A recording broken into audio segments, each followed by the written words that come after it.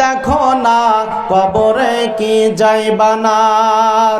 যেই কবরে আল্লাহ ছাড়া বন্ধু কেহ থাকবে না, চিন্তা করে দেখো না কবরে কি যাইবা না।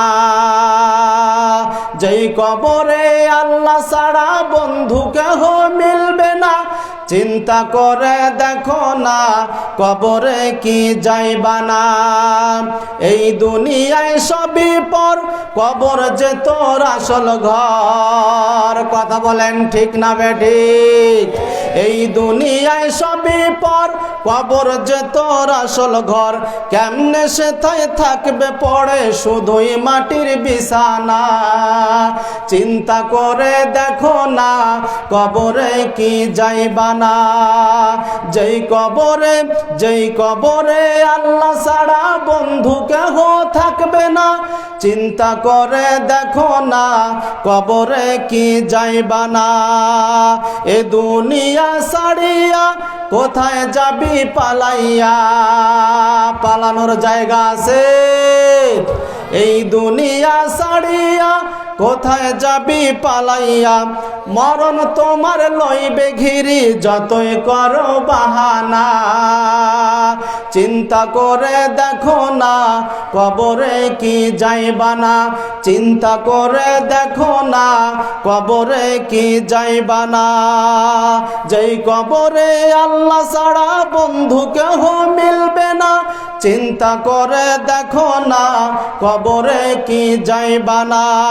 অবশেষের ঠিকানা শুধুই মাটির বিছানা। লিল্লাহ তাকবীর। কথা কি বোঝা যায়? তাহলে যেই ব্যক্তির দিলে আল্লাহর ভয় থাকবে, কবরের আযাবের ভয় থাকবে, সেই ব্যক্তি অন্যায় কাজ করতে পারে? এমনিতেই সমাজে শান্তি প্রতিষ্ঠা করা সম্ভব কিনা? সম্ভব। এক বেদুইন লোক বিশ্বনবী মুহাম্মদুর রাসূলুল্লাহ সাল্লাল্লাহু আলাইহি ওয়াসাল্লামের দরবারে এসে বললেন, ও দয়ার নবী গো, আমাদেরকে এমন কিছু আমলের কথা বলুন, আমাদেরকে এমন কিছু শিক্ষা দিন যেই শিক্ষা আমাদের জন্য উপকারে আসবে। এমন কিছু শিক্ষা আমাদেরকে দিন। দয়াল নবী বিশ্বনবী মুহাম্মদুর রাসূলুল্লাহ সাল্লাল্লাহু আলাইহি ওয়াসাল্লাম বললেন, ইত্তাকিল্লাহ আযজা ওয়া জাল্লা, আল্লাহকে ভয় করো, ওয়ালা তাহকিরান্না মিনাল মা'রুফি শাইআ, আর ছোট থেকে ছোট, ক্ষুদ্র থেকে ক্ষুদ্র কোন নেকির কাজকে, সৎ কাজকে তুচ্ছ মনে করো না। সামান্য কোন নেকির কাজ করলে সেই নেকির কাজকেও কখনো ছোট মনে করবে না। হতে পারে এই ক্ষুদ্র আমল দিয়ে, এই ক্ষুদ্র নেকির কাজ দিয়ে কাল কিয়ামতের ময়দানে আল্লাহ তোমাকে জান্নাত দিতে পারে। পারে কি পারে না ভাই? পারে কি পারে না? বিশ্বনবী মুহাম্মদুর রাসূলুল্লাহ সাল্লাল্লাহু আলাইহি ওয়াসাল্লাম এরপরে বললেন, ওয়ালাউ আন তুফরিগা মিন দালবিকা ফি ইনাইল মুস্তাসকি, সেই নেকির কাজ যদি, সেই উপকারটা যদি, সেই সৎ কাজটা যদি সামান্য একটু পানি, যেটা তুমি পান করার পরে বোতলের মধ্যে রয়ে গেছে, গ্লাসের মধ্যে রয়ে গেছে, এইটুকু পানি তোমার কোনো দিনী ভাইকে, অন্য কোনো মানুষকে পান করার মাধ্যমেও হয়, তবুও তুমি এইটাকে কখনো তুচ্ছ মনে করবে না।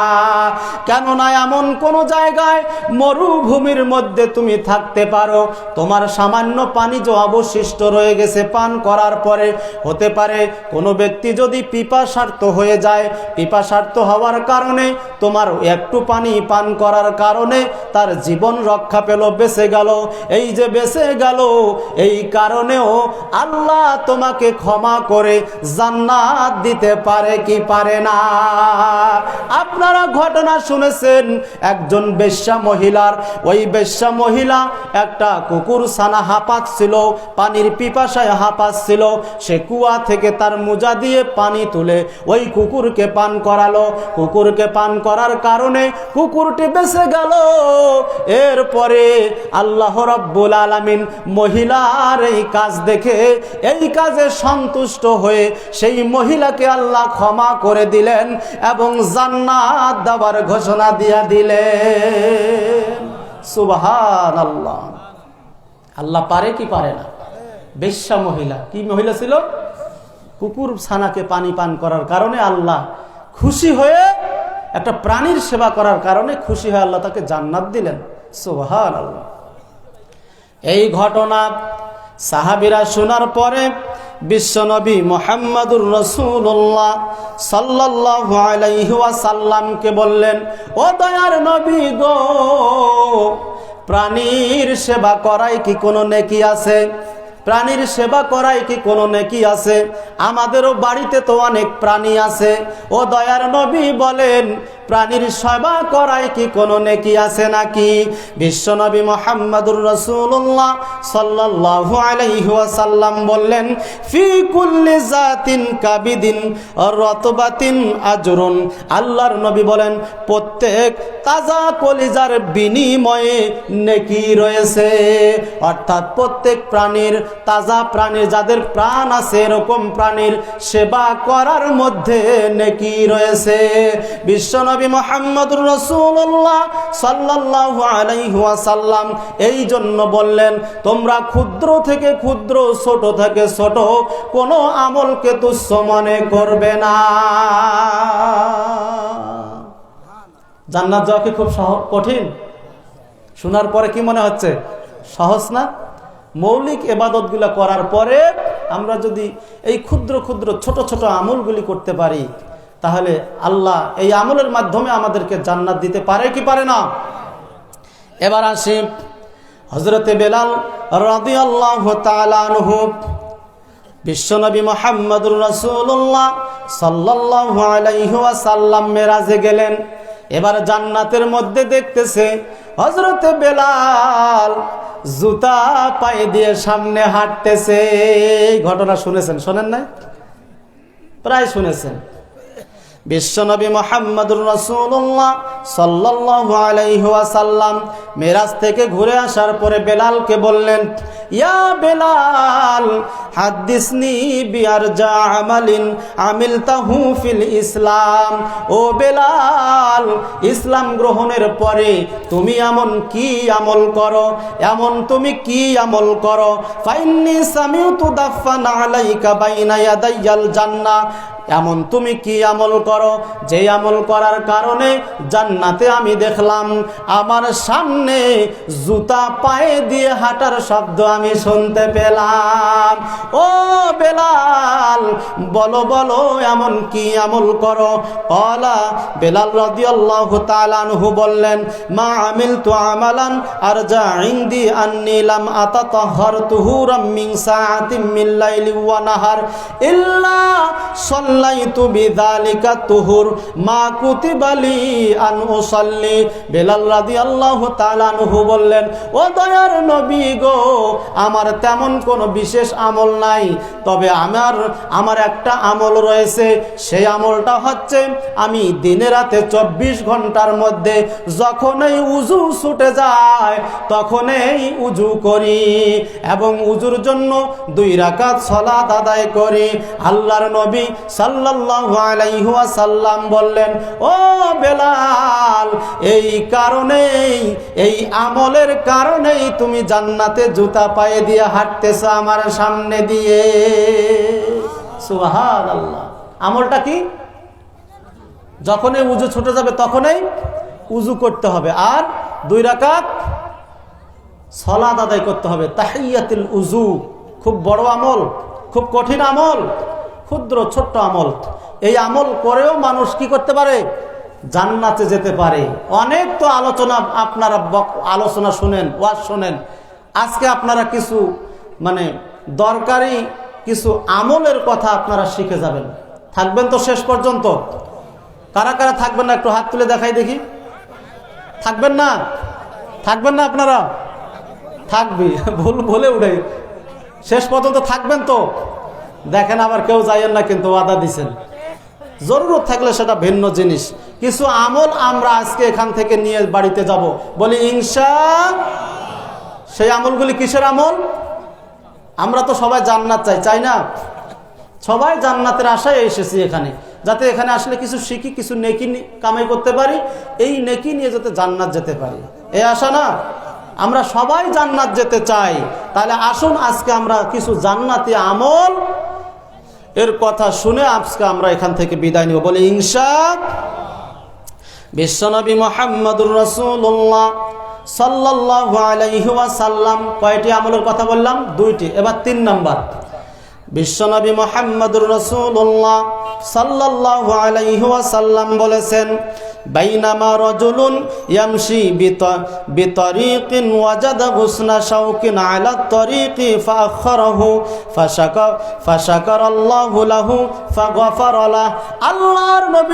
আল্লাহর নবী সাল্লাল্লাহু আলাইহি ওয়াসাল্লাম বলেছেন, এক ব্যক্তি রাস্তা দিয়ে হাঁটার সময়, এক ব্যক্তি রাস্তা দিয়ে চলার সময় রাস্তার মধ্যে একটা কাঁটাযুক্ত লাকড়ি ছিল, সেই লাকড়িটা সেই ব্যক্তি ফাআখারাহু সরিয়ে ফেললেন ফাশাকারাল্লাহু লাহু, আল্লাহ পাক তার এই কাজ দেখে খুশি হয়ে গেলেন। সুবহানাল্লাহ। ফাগফারা লাহু, এবং তাকে ক্ষমা করে দিলেন। সুবহানাল্লাহ। মাহফিল থেকে বাসা যাচ্ছেন, যাওয়ার পথে রাস্তার মধ্যে একটা ইটের টুকরা, কি দেখা পাইছেন? একটা ইটের টুকরা। চিন্তা করলেন যে দ্রুতগামীর যদি একটা বাইক আসে, সামনের চাকা যদি ইটের মধ্যে লাগে, পড়ে যাওয়ার সম্ভাবনা আছে না নাই?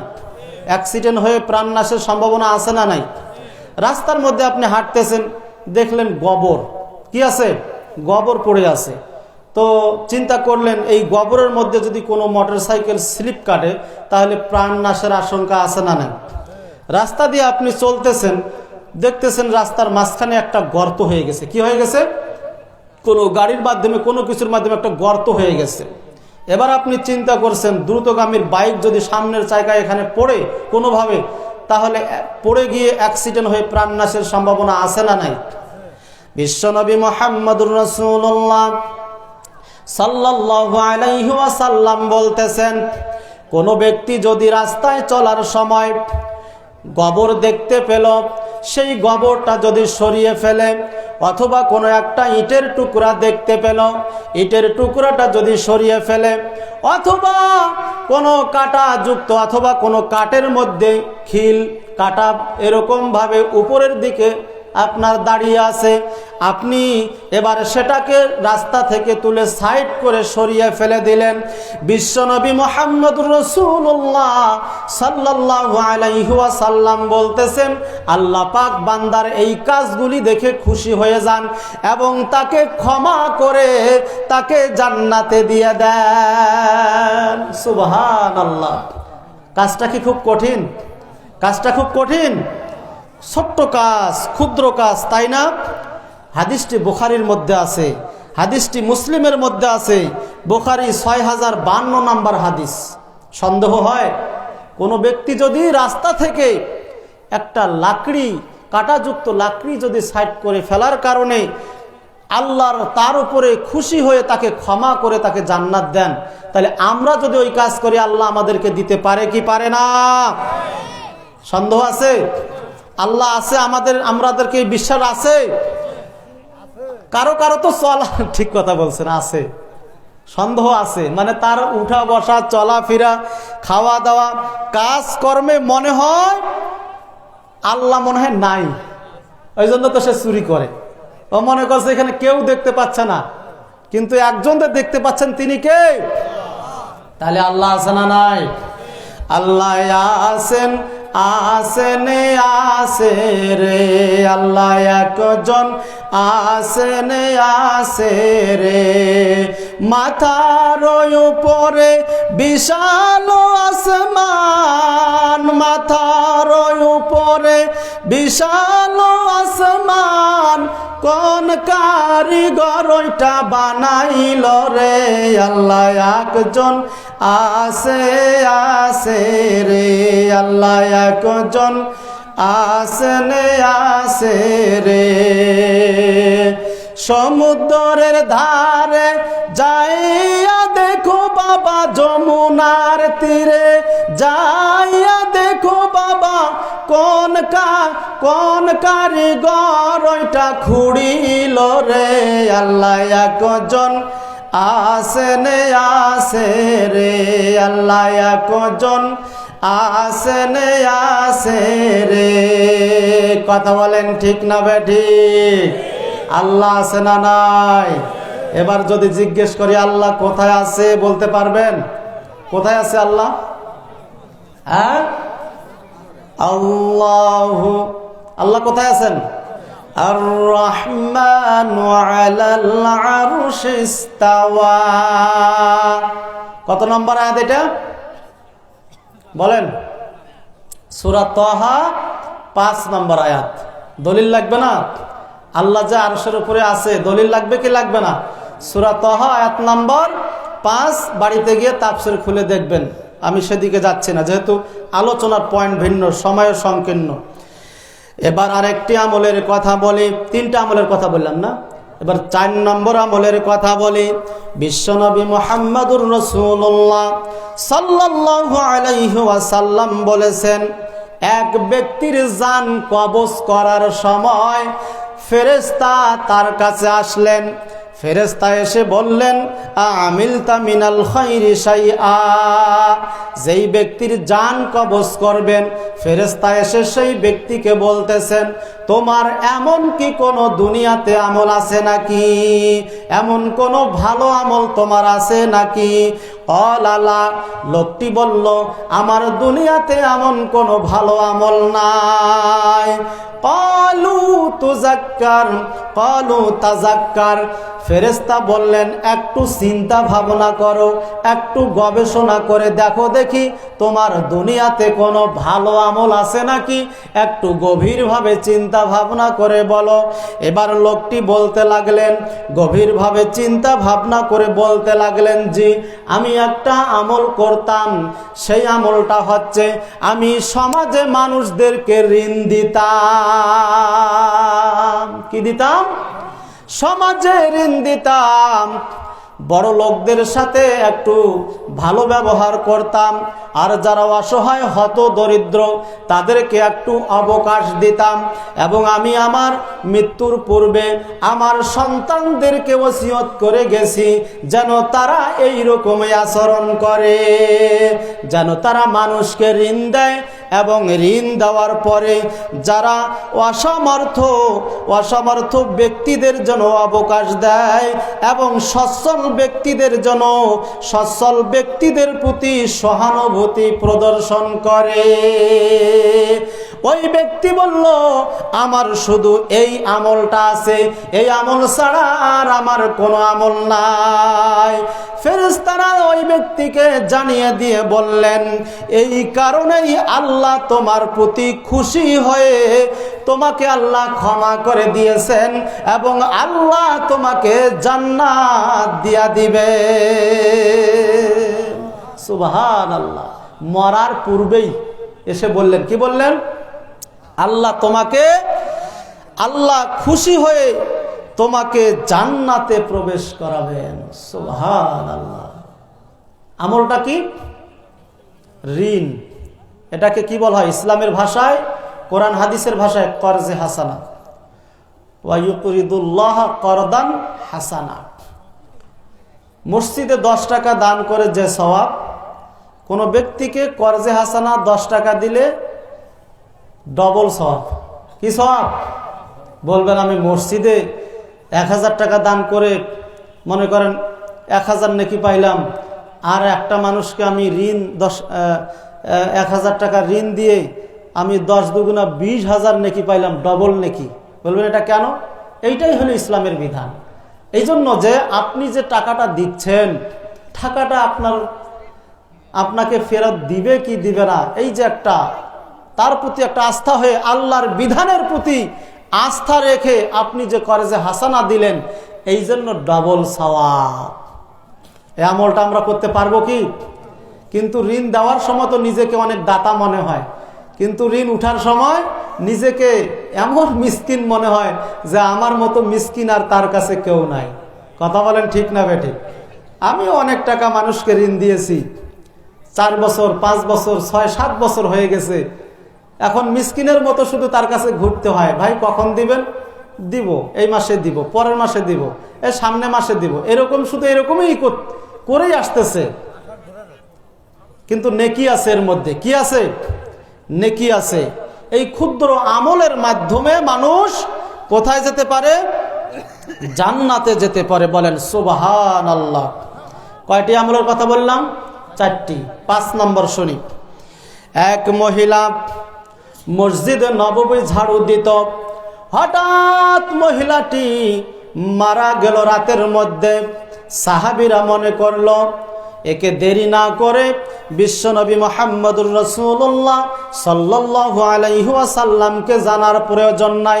সামান্য একটা ঝাড়ুদার মহিলা মারা গেছে, এর কারণে কি আমরা বিশ্বনবীকে ডাকবো না? দরকার নাই। সাহাবীরা এই মনে করে রাতের মধ্যে মাটি দিয়া দিল।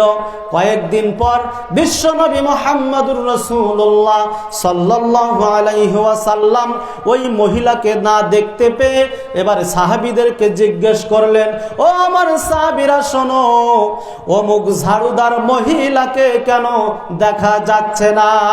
সাহাবীরা বললেন, ইয়া রাসূলুল্লাহ, আপনাকে আমরা বলতে ভুলে গেছি, আপনাকে আমরা বলার প্রয়োজন মনে করিনি। ওই মহিলা অমুক রাত্রে মারা গেছে, তাকে আমরা দাফন করেছি রাতের মধ্যেই। বিশ্বনবী মুহাম্মদুর রাসূলুল্লাহ সাল্লাল্লাহু আলাইহি ওয়াসাল্লাম বললেন, তোমরা আমাকে কেন খবর দাও নাই? তার কবরটি আমাকে দেখিয়ে দাও। সাহাবীরা এবার বিশ্বনবী মুহাম্মদুর রাসূলুল্লাহ সাল্লাল্লাহু আলাইহি ওয়াসাল্লাম ওই মহিলার কবরের পাশে নিয়ে গেলেন। এবার দয়ার নবী ওই মহিলার কবরে দাঁড়িয়ে সালাত আদায় করলেন। সালাত আদায় করার পরে বিশ্বনবী মুহাম্মদুর রাসূলুল্লাহ সাল্লাল্লাহু আলাইহি ওয়াসাল্লাম সাহাবীদেরকে লক্ষ্য করে বলতেছেন, ইন্না হাযিহিল কুবুরা মামলুআতুন যুলমাতান আলা আহলিহা ওয়া ইন্নাল্লাহা ইউনাব্বিরু হালাহুম বিসসালাতি আলাইহিম। রাওয়াহুল বুখারী। হাদিসটি বুখারীর মধ্যে এসেছে। আল্লাহর নবী সাল্লাল্লাহু আলাইহি ওয়াসাল্লাম বলতেছেন সাহাবীদেরকে, এই জায়গার কবরগুলি অন্ধকারাচ্ছন্ন ছিল, অন্ধকারাচ্ছন্ন ছিল এই কবরগুলি, কিন্তু আমার দ্বারা, আমি এখানে সালাত আদায় করার দ্বারা, এখানে দোয়া করার দ্বারা এই কবরগুলিকে আল্লাহ আলোকিত করে দিয়েছেন। বলেন সুবহানাল্লাহ। মানে কি? কবরগুলি আলোকিত করে দিলেন। আমরা দোয়া করি না, আল্লাহ আমাদের পিতামাতা যারা মুমিন মুমিনাত মারা গেছে তাদের কবরগুলিকে তুমি জান্নাতের টুকরা বানিয়ে দাও, তাদের কবরগুলিকে তুমি আলোকিত করে দাও। সুবহানাল্লাহ। এই দোয়া আমরা করি না? করি। তাহলে আমলটি কি? ছোট্ট আমল। কি আমল? মসজিদ ঝাড়ু দেওয়া। আজকে আমরা মসজিদ ঝাড়ু দেওয়ার জন্য কি করি? ইমাম সাহেব, এই যে এখানে ময়লা লাগ পড়ে আছে, মুয়াজ্জিন সাহেব কোথায় গেছে মুয়াজ্জিন? আজকে আছে না নাই? মুয়াজ্জিন সাহেব কই? এগুলো দেখতে পান না? কয়দিন থেকে মসজিদ ঝাড়ু দেন নাই? আছে না নাই? এরকম কমিটির লোক আছে না নাই? অথচ কমিটি মানে কি? মসজিদের খাদেম। মসজিদ আবাদ করবে কারা? যারা আবাদ করবে তাদের গুণের কথা কোরআনে আছে, এরা আবাদ করবে মসজিদ। আর মুয়াজ্জিন সাহেব আজান দিবে। মুয়াজ্জিনের ফজিলত জানেন? মুয়াজ্জিনের গর্দান উঁচু হবে কিয়ামতের দিনে। কেউ যদি 12 বছর বিনা স্বার্থে মুয়াজ্জিনি করে, আল্লাহর নবী বলেছেন তার জন্য জান্নাত ওয়াজিব হয়ে যায়। সুবহানাল্লাহ। আপনি 12 দুগুণা 24 বছর সভাপতির দায়িত্বে থাকলেও আপনার ব্যাপারে ফজিলতের হাদিস না আছে? নাই। আপনি 24 বছর ইমামতি করলে আপনার ফজিলতের হাদিস নাই, কিন্তু মুয়াজ্জিন সাহেবের আছে। আজকে বাংলাদেশের অধিকাংশ প্রায় মসজিদগুলিতে মুয়াজ্জিনকে দিয়ে আপনার মসজিদ সাফ সুতরার কাজ করা হয়। কথা বলেন ঠিক না বেঠে? আর মসজিদের দায়িত্ব নিয়ে একজন বাড়িতে শুয়ে থাকে, ফোন দিয়ে অর্ডার করে কাজের। কথা বলেন ঠিক না বেঠে? অথচ এই কাজগুলি যারা কমিটির দায়িত্ব নিয়েছেন তাদের এই দায়িত্ব। অথবা একজন খাদেম রেখে দেন, যাকে দিয়া, যার পিছনে আপনি ইক্তেদা করতেছেন, সালাত আদায় করতেছেন, মুয়াজ্জিন, আবার তাদের বেতনও কম। সেদিকে যাচ্ছি না। আল্লাহ সুবহানাহু ওয়া তাআলা আমাদেরকে বুঝার তৌফিক দান করুন। বলি আল্লাহুম্মা আমিন। কয়টি আমলের কথা বললাম? 5টি না, মনে রাখবেন। 6 নম্বর বলবো আমার কথা বোঝা যায়?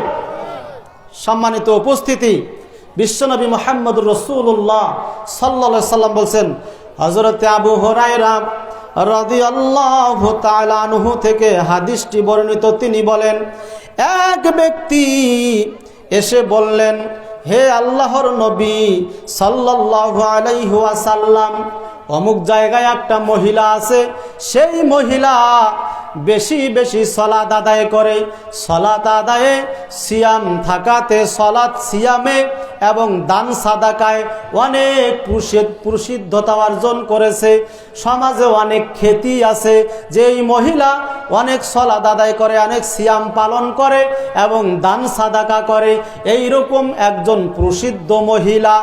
এ আল্লাহর নবী সাল্লাল্লাহু আলাইহি ওয়াসাল্লাম, কিন্তু ওই মহিলার একটি বদ খাসলত আছে। ওই মহিলার খাসলত হইল তার জবান থেকে, তার আচরণে তার পাড়া প্রতিবেশী নিরাপদ নয়, কষ্টে থাকে, তার পাড়া প্রতিবেশীকে তার জবান দিয়ে কষ্ট দেয়। হে আল্লাহর নবী সাল্লাল্লাহু আলাইহি ওয়াসাল্লাম, এই মহিলার ব্যাপারে আপনি কি বলবেন? আল্লাহর নবী সাল্লাল্লাহু আলাইহি ওয়াসাল্লাম বললেন, ক্বালা হিয়া ফিন্নার,